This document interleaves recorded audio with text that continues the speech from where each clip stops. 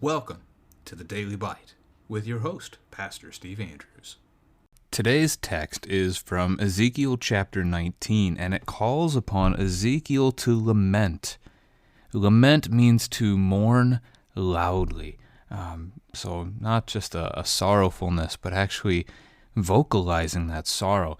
And there's a lot of lamenting in Scripture, and a good argument that there ought to be a proper place for it in the life of the Christian, although it is something that within our own cultural context we have perhaps buried and hidden.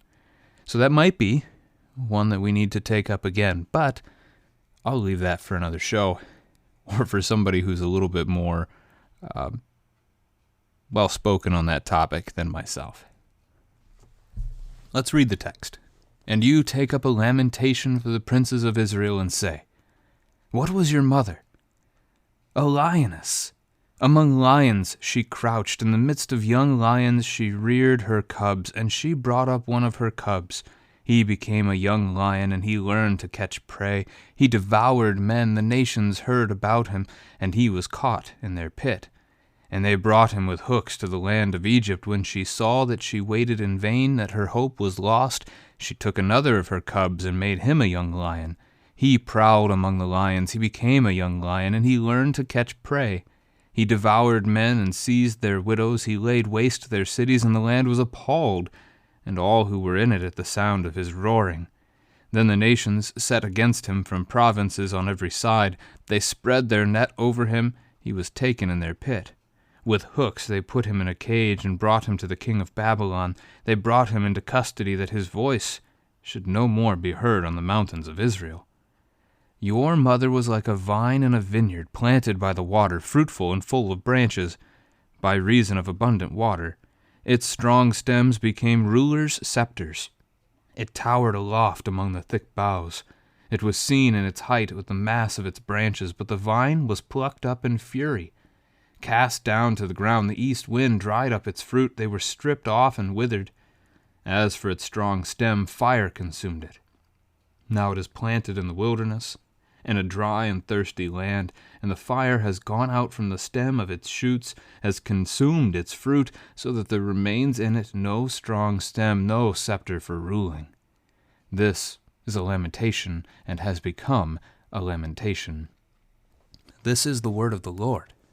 So again, we have a lamentation that Ezekiel is to speak, and that is crying out, mourning on behalf of the leaders of Israel, a nation that is about to be destroyed by the Lord himself for their wickedness. The leaders, instead of being faithful to God, instead of continuing then on as a fruitful and abundant nation, will see their demise. What was your mother is a reference to where these kings come from. Where do the leaders of Israel come from? This is the nation of Israel. So you could take it that way and simply look at this as that family tree.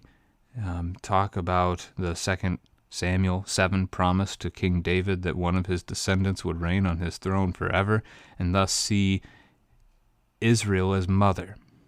That's a possibility. We've seen that bride language with God the Father, the husband, so the bride being his nation, thus the mother. You could look at it that way. That was just, chapter 16, that we use that particular kind of language. She's referred to, the nation of Israel, as a lioness. Now, you could get a little more specific if you wanted with who's going to be in mind here for the two cubs. You could talk about perhaps a woman like Hamutal. Usually the mother of the kings is mentioned by name as you look through the book of 2 Kings. So, possible, but Israel seems like as far as we need to really go. So, what's the point of calling her a lioness? Why are we talking about lions here? Well, you can ask your children. This is a phrase that I think most kids are still familiar with today. Which animal is considered the king of the jungle? That would be the lion, right? In the ancient Near East, the culture that we're talking about here, the lion was a symbol of royalty. And that has been true in many eras and in many cultures. And that is is the same in this case. So here is the leader, the young cub, the young lion that will be brought up. Now Israel dwells in the midst of lions. It might be a reference then to the surrounding nations, that there are other kings who live right in that area, in that vicinity. But in the midst of them, she brings up a cub, and he's able to grow up. He's able to learn to catch prey. That's part of his growing up. And then he learns to devour men, and he does it. That's a reference to fighting, to war, to the violence committed. And as we're going to see with the second cub in particular, that violence becomes even more excessive. But the nations hear about him. They catch him. So you catch a lion in a pit. You use hooks perhaps to guide it where you want it to go as you would take it to a new place. This cub is taken to Egypt. So there's only one recent king of the land of Judah that fits that description. That would be Jehoahaz, who is, I guess, fourth from the end.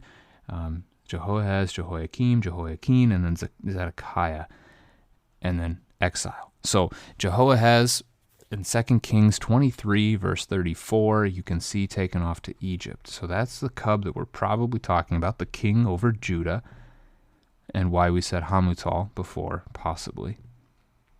Now, she sees, so Israel, Judah, sees that her king is gone, and she's waiting for his return in vain. Hope seems to be lost for that king, so we're going to move on. So who's next? She raises up another cub. This could be Jehoiakim, Jehoiakim, or Zedekiah then, one of those three. The detail down in verse 9 tells us that he's put in a cage and brought to the king of Babylon. That eliminates probably Jehoiakim from the picture. Jehoiakim and Zedekiah remaining, as they both fit that. They both seem to be taken to Babylon.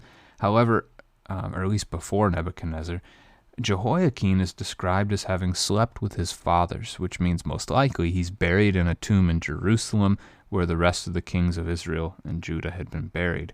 So Zedekiah perhaps the most likely of the three to fit the description then. So what's he do?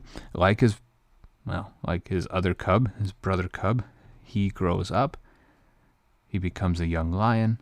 He learns to catch prey. He devours men, seizes widows, wastes cities.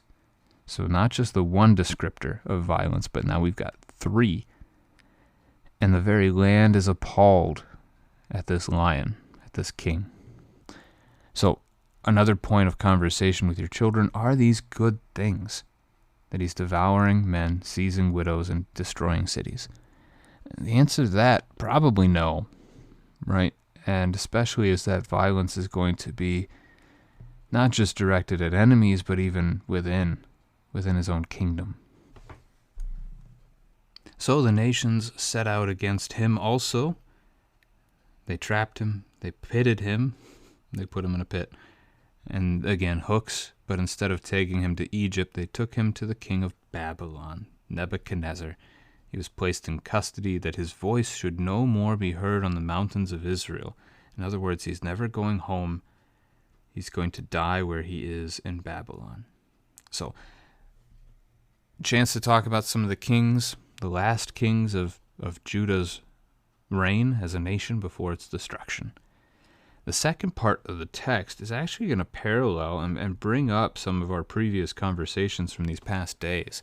Your mother was like a vine in a vineyard planted by the water, fruitful and full of branches by reason of abundant water. That hopefully brings to mind chapter 17 and the riddle of the two eagles.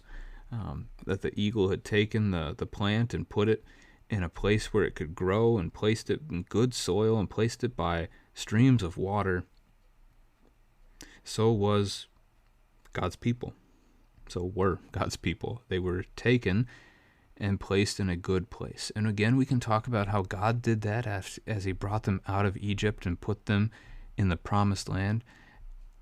Perhaps, though, even in the context here, we could talk about how Nebuchadnezzar, as the first description of that chapter 17 parable would go, Nebuchadnezzar took them to his own place, and he seems to have planted them well, given them a chance to thrive within the land of Babylon. You get a strong image here in verse 11. The stems of this vine become like rulers' scepters. Not like, they become rulers' scepters. So a ruler has almost like a staff, but perhaps a little smaller. Those in the fantasy genre are a little bit more familiar with this idea, probably, or those who really like history and art, you might be familiar with seeing a king hold something like this. I guess that movie Frozen portrayed the queen holding one. So you've got a few examples. It's just not something, we're not used to talking kings and queens. And so that's a picture we don't know. But anyway, it's like a small staff that they would hold, and it is considered to be like their authority, their power. And so this wouldn't just be like a twig. This is a good, strong piece of wood, which is an interesting, unlike parallel to chapter 15, right? Contrast. Chapter 15, God had described his people of Judah, of Israel, as being worthless really through and through. Right? They're like a vine instead of wood. You can't get wood from them. You can't even get a peg out of them to hang a necklace on. They are so worthless. They're just cast into the fire at that point. So here we have kind of a contrast. There was a point in Judah's history where there was actually great strength there. For that, we're probably looking back a little further than the 4 kings we were just primarily discussing. It towered aloft, so it was a great nation, but it was plucked up in fury, cast down to the ground. The wrath of God struck them for their unfaithfulness. The judgment here, as they're dried up, stripped, and withered. Fire consumed it. So that does connect a little better to chapter 15, as the vine that was Judah was cast into the fire by the Lord. It is now in a wilderness, a dry and thirsty land, so it will not thrive in that place where it is at that time. Verse 14 is interesting, not only because it says there's no longer a scepter for ruling, which is a difficult phrase, but it's not a rejection of 2 Samuel 7's promise of a king who would sit on David's throne forever. Instead, it's just the idea that the people are going to experience, they no longer are in charge. They're exiles. They're slaves in a foreign land. They no longer have their own nation. And even when Cyrus sets them free in 537, that remains true because they're free, but they're still citizens of Cyrus. They're citizens of Persia. And then after that, like the Greco-Macedonian rule of Alexander the Great, and then eventually Rome, etc. They never truly attained their own nation state again to put a king upon that throne, not in the way that they wanted.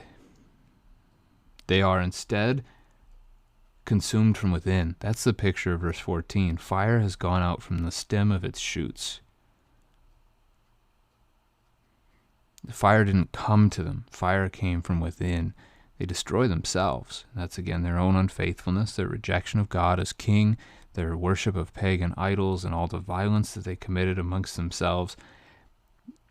They brought about because of their own sin, their own destruction. That's yesterday's chapter, right? Chapter 18, that the wicked soul will die for his iniquities. So the Lord has encouraged them to turn from these things. This is a lamentation, and has become a lamentation. So the Lord's people have become a lament because of their idolatry and their rejection of God.